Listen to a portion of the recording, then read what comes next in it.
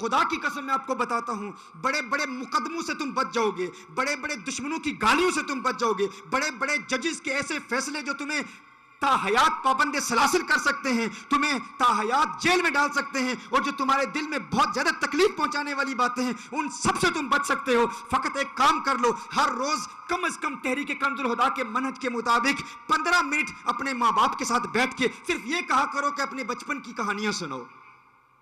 جب یوٹیوب نہیں تھا تو آپ لوگ کیا کیا کرتے تھے؟ جب فیس بک نہیں تھا تو ہے میرے دادا آپ کیا کیا کرتے تھے؟ ہے میرے والد آپ اپنا بچپن کیسے گزارتے تھے؟ ماں باپ کی فقط یہی تمنا ہوتی ہے، فقط یہی آرزو ہوتی ہے کہ کوئی ہماری بات سنے، وہ اپنے بچپن کے واقعات سنانا چاہتے۔ اور آج کی اس محفل میں کم از کم یہ تو ارادہ کریں نا، آج سے قبل ماضی میں اگر اپنے والدین کی توہین کی، اگر اپنے والدین پر ظلم کیا، والدین منتظر رہے اور تم اپنے دوستوں کے ساتھ کرکٹ کھیلنے کے لیے چلے گئے، فٹ بال کھیلنے کے لیے چلے گئے، سیر و سیاحت کے لیے چلے گئے، آؤٹنگ کے لیے چلے گئے، اور باپ منتظر ہے، انتظار کر رہا ہے کہ بیٹا گھر آئے گا، باپ سے ملاقات کرے گا، لیکن بیٹے کو باپ کی پرواہ ہی نہیں ہے۔ وہ گھر میں آتا ہے، اپنی بیوی کے ساتھ وقت گزارتا ہے، اپنے بچوں کے ساتھ وقت گزارتا ہے۔ اچھا بچوں کی ضد ہم برداشت کر لیتے ہیں، ہمارے چھوٹے چھوٹے بچے جب وہ بات کو بار بار ریپیٹ کرتے ہیں نا، ایک ایک بات کو 10 مرتبہ ریپیٹ کرتے ہیں، تو ہم کیا کہتے ہیں؟ ہم ان کی باتیں سنتے ہیں، کیونکہ بچوں کی باتیں ہمیں کیوٹ لگتی ہیں کہ میرا بچہ کتنا ننھا سا بچہ کیوٹ ہے۔ کس طرح وہ کیوٹنس ہمیں بوڑھوں میں کیوں نہیں نظر آتی؟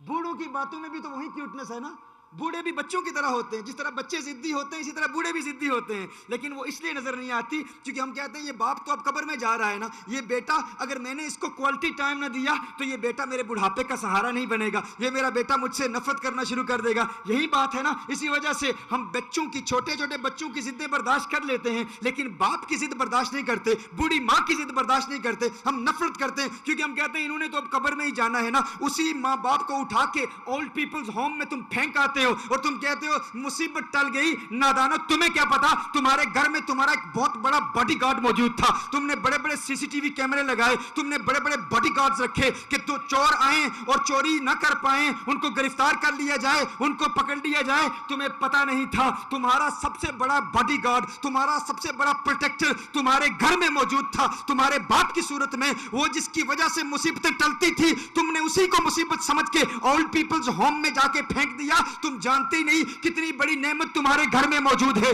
میں اسی لیے کہتا ہوں تمہیں یہ تو توفیق مل گئی کہ اپنے پیر کے ہاتھ چوم لیے، اپنے مرشد کے ہاتھ چوم لیے، اپنے استاد کے ہاتھ چوم لیے، لیکن کبھی باپ کا ہاتھ بھی چوما ہے، کبھی ماں کا ہاتھ بھی چوما ہے؟ اگر نہیں چوما تو توبہ کرو، تمہارا پیر تو تمہیں آج ملا ہے نا، لیکن باپ نے بچپن سے تمہاری پرورش کی، کتنے کتنے زمانے کے گلے شکوے اور زمانے کی مصیبتوں کو فیس کیا فقط تمہاری خاطر، تمہاری پرورش کی خاطر۔ تمہارا پیر تو جانے تمہیں جانتا بھی ہے یا نہیں،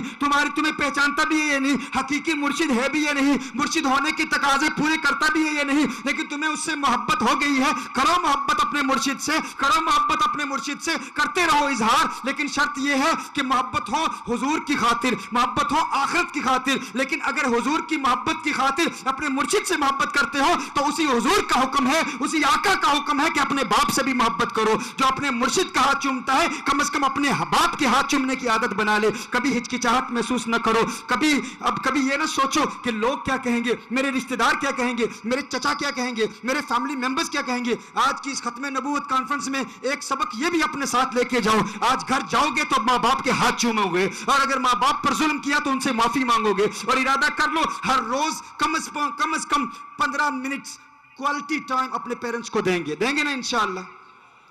اللہ تعالی ہمیں توفیق عطا فرمائے۔